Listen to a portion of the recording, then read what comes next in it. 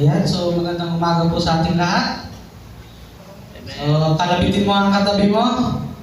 Sabihin mo, hindi ka nabasa, kapatid. Ayan, so talagang maulan, ano? Hindi ang ulan. So, pero tayo ay nagagalak sapagkat bagamat umulan, pero talagang dumating din yung araw na hindi talaga inalaw ng Panginoon na lalo na ngayong Sunday. Okay? So, once again, good morning po sa ating lahat and welcome sa Bethel Forest Square Gospel Church. Praise the Lord. Ayan, so patuloy natin pag-aaralan yung ating nakaraang pinag-aaralan, yung 22 tenets o yung 22 na pinapaniwalaan natin bilang isang iglesia ng Forest Square, ano? So, proceed na tayo. Yan, so this is the cardinal doctrines of the Forest Square Gospel Church. So, tayo naniniwala, we believe. So, but before that, let us pray. Panginoon, maraming salamat sa umaga ito, God. Samahan niyo kami, Panginoon. Patuloy niyo kami bigyan ng kalakasan, katalinuhan at karunungan na nagmumula sa inyo, Panginoon. At ako, Panginoon, itago niyo sa inyo, Panginoong banal na cross. At kayo siya maluwalhati at makita sa bawat aming buhay, God. Ito po kami sa magdalangin sa pangalan ni Jesus. Amen and amen. So let us proceed to the cardinal doctrines of Forest Square Gospel Church. So we believe that Jesus Christ is our Savior, symbolized cross. The baptizer of the Holy Ghost or the Holy Spirit, symbolized dove. The healer, symbolized the cup. And the coming King, symbolized the crown. So that's why we call us Forest Square. So let us review. So we have the 22 tenets of faith. Meron tayong bilang iglesia ng Forest Square, pinaniniwalaan na 22 tenets o pinaniniwalaan. Okay, so we are founded and drafted by our founder, si Amy Simple MacPherson. So siya po yung founder ng Forest Square. Okay, so siya ay nabuhay noong 1890s up to 1944. Okay, so ang una, review lang tayo, the Holy Scripture. Tayo ay naniniwala sa banal na kasulatan or Biblia. Okay, pangalawa, we believe the eternal Godhead. Tayo ay naniniwala sa walang hanggang Diyos. Okay? He is the Alpha and Omega. He is the beginning and the end. Okay? So we also believe the triune nature of God. That the Holy Spirit is God, the Father is God, the Son is God. Okay? So, but they are one, like egg, di ba? So, ang itlog, may yolk, may shell, and may white, but they are called as egg. So they are fully God, the Son, the Father, and the Spirit. Okay, and they are coexistent. Okay, so nang pasimula pa, nandun na ang Panginoon, ano? Ang Son, Father, and Spirit. Hindi pwedeng nauna ang Father, sunod ang Son, sunod ang Spirit, ano? Sabi sa Genesis 1:2, kung mababasa natin doon, at sa Genesis 1:1, ang pasimula, nandun na ang Panginoon. Okay, and then we believe the fall of man. So ang pagkahulog ng tao, okay, so we fall or we fell from perfection, from transgression and perfection because of the voluntary obedience. Yung pagsuway natin bilang tao, tayo ay nahulog sa pagka-perfecto. Okay? And we also believe the plan of redemption or salvation. Bagamat tayo nagkasala, pero napakabuti ng Panginoon dahil meron siyang plano ng pagtubos. Okay? Yun yung pagbibigay niya ng kanyang bugtong na anak. Okay. Next, number 5, salvation through grace. Tayo, bilang mga anak ng Diyos, ang kaligtasan natin ay sa pamamagitan ng biyaya. No?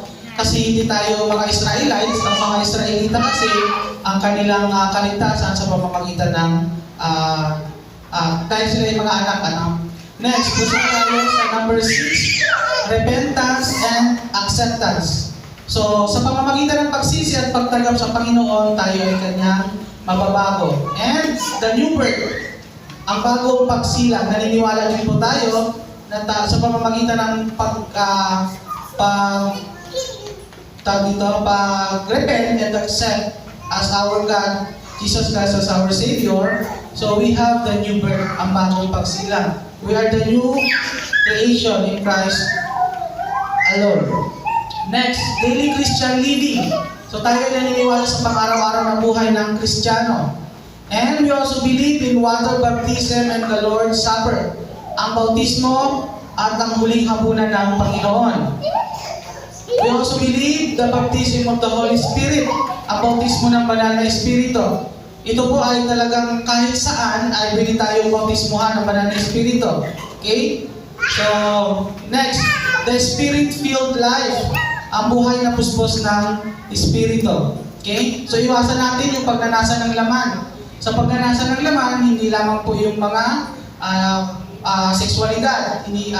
Isa rin po dyan yung kahinaan sa pagkain, okay? Sa inumin, kahinaan sa sexualidad, kahinaan sa materialismo, kahinaan sa kapangyarihan at katayuan, yan po ay pagnanasa din ng laman.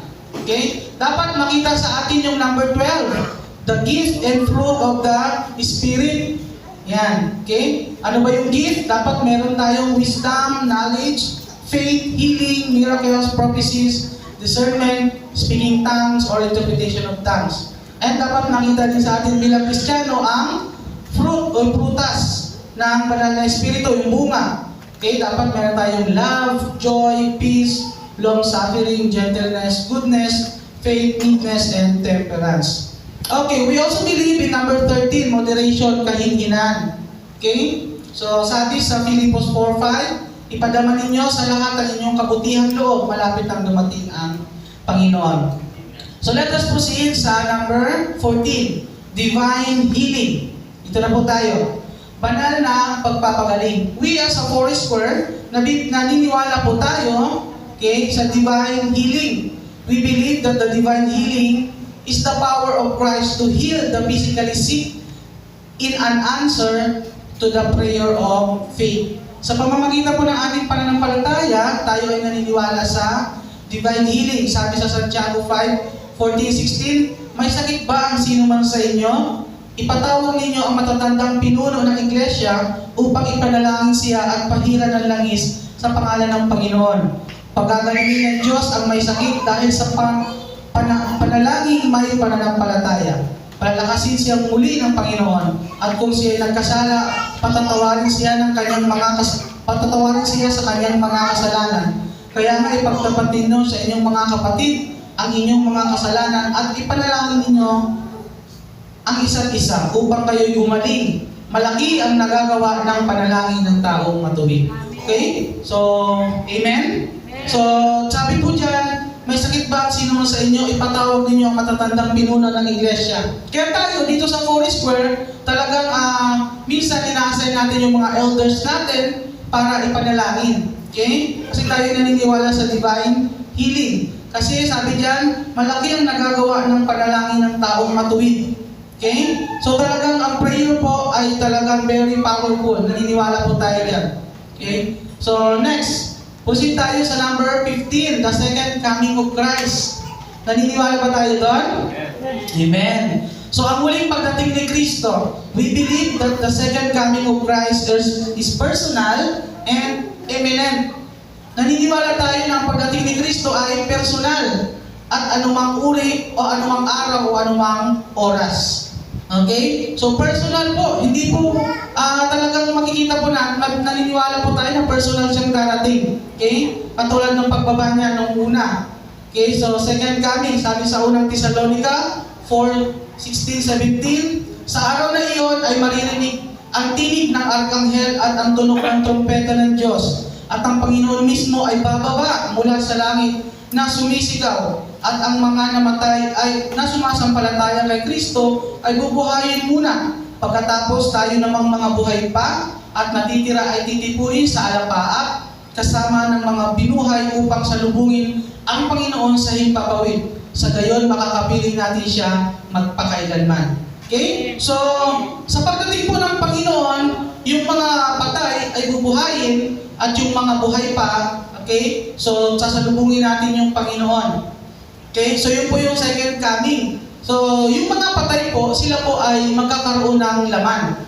Kung ano ka, iyan ka pa rin. Okay? So, pagdating ng Panginoon sa judgment o sa paghuhukom, pagdating ng Panginoon, kung si Juan ay namatay, si Juan din, yung buto na yun, kahit saang lugar siya, okay, magkakaroon yun ng laman. Okay? At bubuhayin muli. Kahit na yung buto niya ay nagkahiwa-hiwalay, kahit yung halimbawa, yung kanyang kamay nandun sa ibang lugar, yung kanyang paa na dito. So yun po ay magtatagbong muli at magkakaroon ng laman. Kaya yun po yung mangyayari sa second coming. At pagkatapos naman yan, bubuhayin, tapos tayong mga buhay, kung tayo ay buhay pa, sasalubungin natin ang Panginoon sa himpapawid. Okay? So sabi sa Mateo, maririnig na ninyo ang mga digmaan. Ano ba yung mga sinyalis na pagdating ng Panginoon? Yan, so sabi doon, walang nakakaalam sa pagdating ng Panginoon kahit na ang anak, ang ama lang. Pero meron siyang binigay ng palatandaan. Nung palihim na tinanong si Kristo ng kanyang mga alagad kung kailan ba ang pagdating ng Panginoon, walang nakakaalam ang sagot niya. Pero nagbigay siya ng palatandaan. Makikita po natin yan sa Mateo 24:6-8. Sabi diyan, maririnig na ninyo ang mga digmaan at mga balibalitaan ng mga digmaan. Ngunit huwag kayong mabalisa sapagkat ang mga bagay na ito ay kailangang mangyari. Okay? So naniniwala ba tayo na this is the last days? Yes, kasi nakasulat po So may mga digmaan. Okay? Pero huwag tayong mabalisa pagkat yun ay nasusulat at yun ay mangyayari at mangyayari. Ngunit hindi pa ito ang wakas. Pasimula pa lamang po. Ito ay, sabi dito, ngunit hindi pa ito ang wakas. Ito ay sapagkat babangon ang isang bansa laban sa isang bansa at babangon ang isang paghaharing laban sa isang paghahari. Magkakaroon ng mga tagutom, mga salot, mga lindol, at iba't ibang dako. Ang lahat ng mga ito ay pasimula ng sakit na nararamdaman ng isang babaeng nanganganak. Okay? So parang ganun po. So yung mga sinyalis na ito po yung pasimula pa lamang na darating na ang Panginoon. Pero nangyayari na. May mga giyera, di ba? Kung makikita natin ngayon. May mga giyera, nagkakaroon ng tagutom, okay? Nagkaroon ng salot, okay? So, lindol at iba't iba sa iba't ibang dako. Talagang naranasan natin, di ba? Nagka-COVID, okay? So, ang daming nangyari. So, yun po yung mga palatandaan that we are living in the last days. Okay? Ngunit, ang sabi dyan, napakabuti ng Panginoon dahil sabi sa Mateo 24:13-14, ngunit siyang makapagtitiis hanggang wakas ang maliligtas. Ay maliligtas. Ang ebanghelyo ng paghahari ng Diyos ay ipapangaral muna sa buong daigdig upang maging patotoo sa lahat ng bansa pagkatapos ay darating na ang wakas or judgment. Okay? Or last days. So, mapag-aaralan natin yan sa eschatology. Okay? So, darating na yung wakas. So, yun yung mga palatandaan. Magkakaroon ng giyera, tapos tayong mga Kristiyano, tayo ay manlalamig. Kasi uusigin tayo Okay? Uusigin tayo. Papahirapan tayo. Kaya ng ginawa kay Apostol Juan. Di ba? Si Apostol Juan, siya ay dahil sa panahon noon, yung mga Kristiyano ay inuusig. Okay? Si Apostol Juan. Kaya siya ay napunta sa lugar sa isla ng Patmos. Napunta siya sa isla ng Patmos at doon nireveal ng Panginoon yung na sinulat niya sa pahayag. Okay? Yung last days o yung sa Revelation. Okay, so ganoon din po, isa sa mga palatandaan yun. Pero, sabi diyan, ang makapagtitiis hanggang wakas ay siyang maliligtas. Okay? So, normal na uusigin tayo kasi yun ay nasusulat. Pero dapat tayo ay tawag dito maging malakas, maging matatag tayo. At sabi di ba ay magpakatatag tayo. Okay? Next, number 16, church relationship, kaugnayan sa iglesia. We believe it is our sacred duty to identify ourselves with the visible body of Christ. So naniniwala tayo ng banal na tungkulin na ating iugnay sa ating sarili ay nakikita sa iglesia ni Kristo, dito sa ating iglesia, sa ating simbahan. So that's why yung ating relationship talagang tayo sa isa't isa. Tawag ito yung hands-on, kumbaga tayo sa isa't isa. Hindi tayo yung sabi, ay si kapatid, palibasa yung ganyan, hindi na namamansin sa church, hindi, di ba? So lahat tayo ay nagpapansinan. So kung minsan hindi ka kaya napansin at tulala ako, siguro wala na akong pera nun. Huwag yun naman isipin na si kapatid masungit. Okay? Kaya pag minsan natulala ako at wala akong pera, hindi ko kayo mapansin, ako pansinin nyo, di ba? Tapos bigyan nyo ng joke. Okay, so sabi sa Gawa 16:5, kaya nga ang mga iglesia ay naging matibay sa pananampalataya at nadadagdagan ang bilang araw-araw. Okay? That's why we're making disciples. Okay? Nagdi-disciple tayo para madagdagan yung bilang katulad ng ginawa ni Pablo at ni Salas. Yan. So, dinisciple nila si Timoteo. So, pero bago sila dinisciple, si Timoteo bago dinisciple, siya ay tinuli muna. Kasi si Timoteo ay ang kanyang ama ay Griego. At ang kanyang ina ay Hudyo, mananampalatayang Hudyo. Pero dahil ang kanyang ama ay Griego, sa kaugalian kasi ng Griego, hindi sila nagpapatuli. Okay? So dahil sa kaugalian ng mga Hebreo, ng mga Jews, nagpapatuli kaya si Timoteo, bago siya sumama kila Pablo at Salas, ay tinuli muna siya. Okay? So, at sila ay nangaral hanggang sa dumami sila ng dumami at nadadagdagan ang bilang ng mga disipulo ni Jesus araw-araw. Okay? So, sabi sa Hebreo 10:25, huwag natin kaligtaan ang pagdadalo sa ating pagtitipon. Katulad po nito. So, sabihin mo nga sa katabi mo, ako'y nagagalang, nandito ka kapatid. Yan. So, huwag natin kaligtaan. May mga ibang tao kasi nagsasabi, ay, okay na kahit hindi ako magsimba, basta gagawa ako ng kabutihan. Hindi po. Huwag po natin kaligtaan ang pagdalo. Kay pagpunta o sa pagtitipon. Napakahalaga po ng church. Okay? Kahit noong unang panahon, sa panahon nila Moses, di ba nung hindi pa naitatayo yung templo, kasi nagtayo ay sa panahon ni Haring Solomon, kaya sila di ba talagang naglalagay ang Panginoon ng lugar na kung saan dito nyo dadalhin ang inyong mga alay, mga handog. So ibig sabihin, doon pa lang, umiiral na yung ano ng church, di ba? So nagtitipon sila doon. Kaya huwag po natin kaligtaan yung gaya na nakasanayan ng iba. Sa halip, palakasin natin ang loob sa isa't isa, lalo na ngayon nakikita natin malapit na ang araw ng Panginoon. Okay? Next, proceed po tayo, 17, civil government, pamahalaang sibil. We believe that the rulers should be upheld at all times except in things opposed to the will of God. So naniniwala tayo na ang mga nanunungkulan sa pamahalaan ay nararapat na itaguyod sa lahat ng panahon. Maliban na lamang, okay, except maliban na lamang sa mga bagay, things that oppose with the will of God, sa mga bagay na labag sa kalooban ng Diyos. Okay? So naniniwala po tayo na ang tinatag ng ang gobyerno natin ay siyang gobyerno itinatag ng Panginoon. Okay? Sabi diyan na bawat tayo dapat pasakop sa mga pinuno ng pamahalaan, sabi sa Roma 13:1-5. Sapagkat, sabi diyan, walang pamahalaang hindi mula sa Diyos. Okay?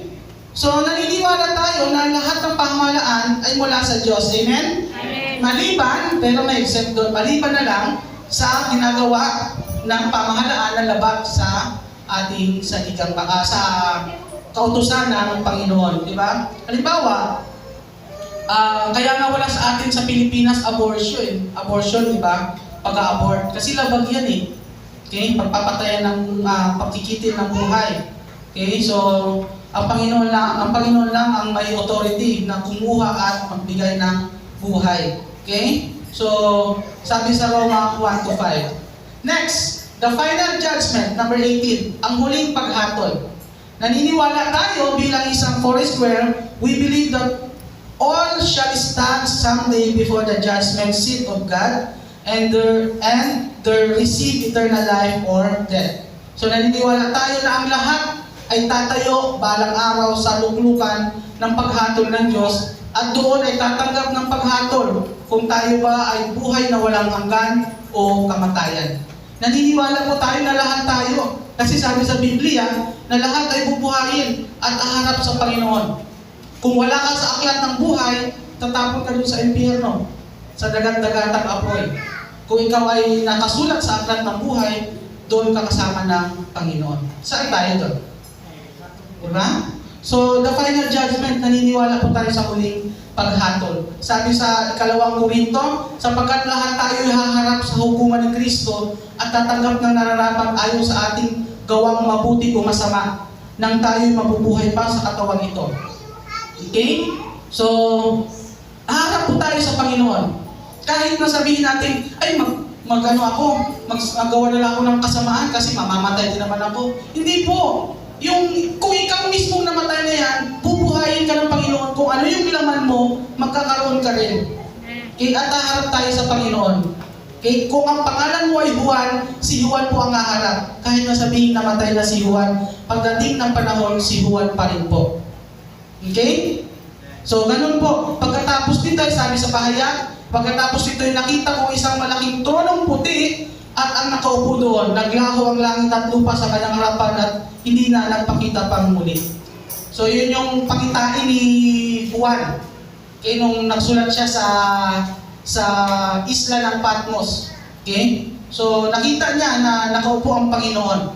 Okay? Ibig sabihin, nakita niya yung trono ng Panginoon. And syempre, number 19, we believe in heaven. Naniniwala ba tayo sa langit? Yan.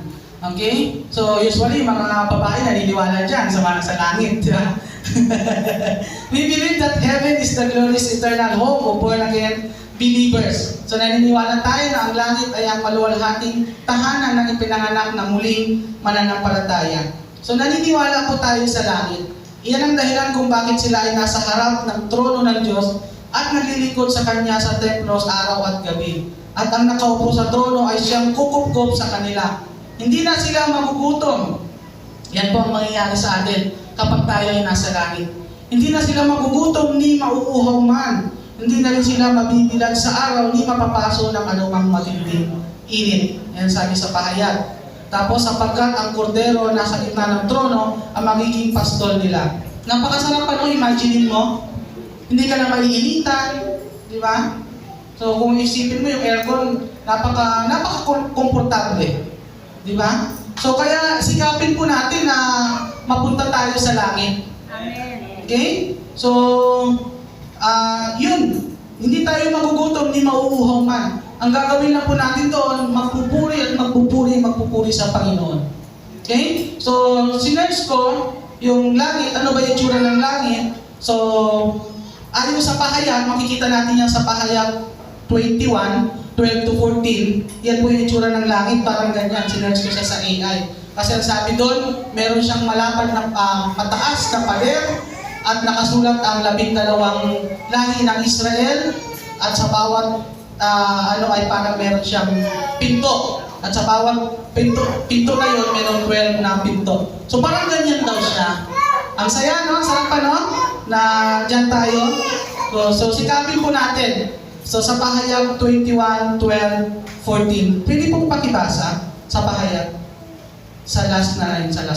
Tingnan nga natin kung tama yung description ng AI.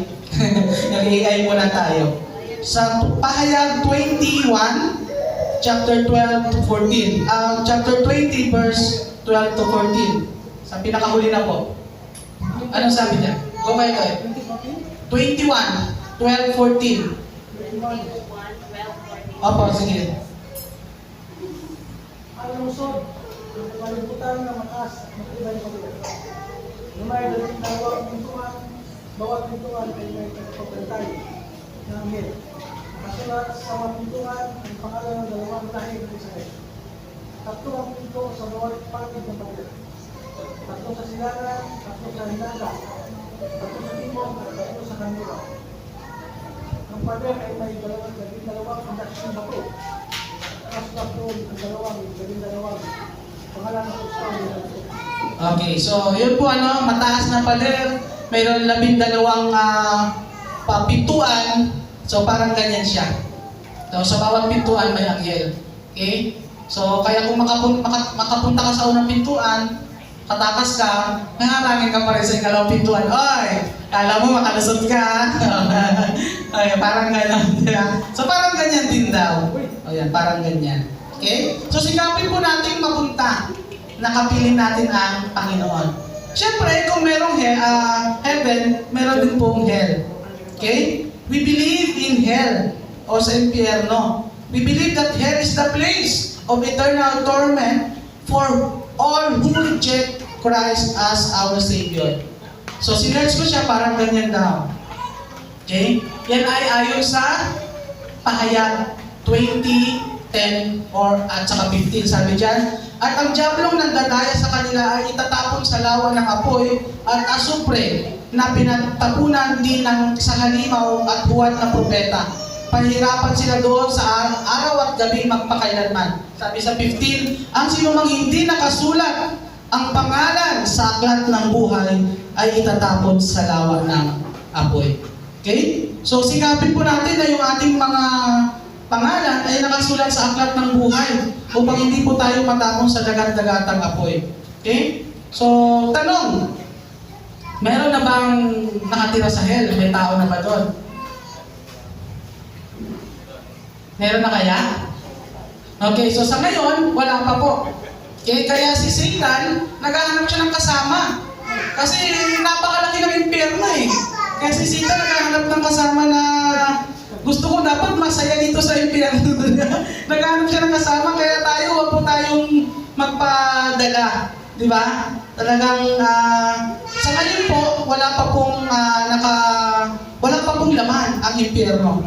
Okay, doon pa lang po yung mga namatay, doon pa lang po sa bibig ng impyerno. Wala pa po sa dagat-dagatang apoy. Bakit? Kasi wala pa ang judgment. Wala pa ang muling pagbalik ng Panginoon. Okay? So, si Satan ay itatapon kasama ng mga wala sa aklat ng buhay. So, itatapon po dyan sa dagat-dagatang apoy at asupre.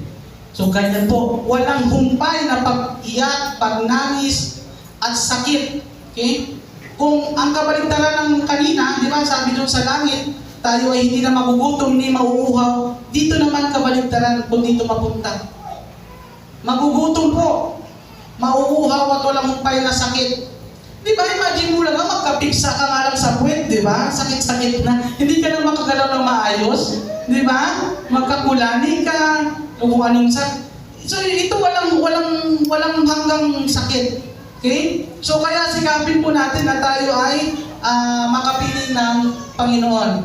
Yan. So wala pa po dyan. So ibig sabihin, kahit na yung mga namatay na nung mga sa Old Testament, wala pa rin po sila dyan. Okay? Yung mga sa panahon pa ng Old Testament. Okay. So next po tayo, syempre we believe in the evangelism. Okay?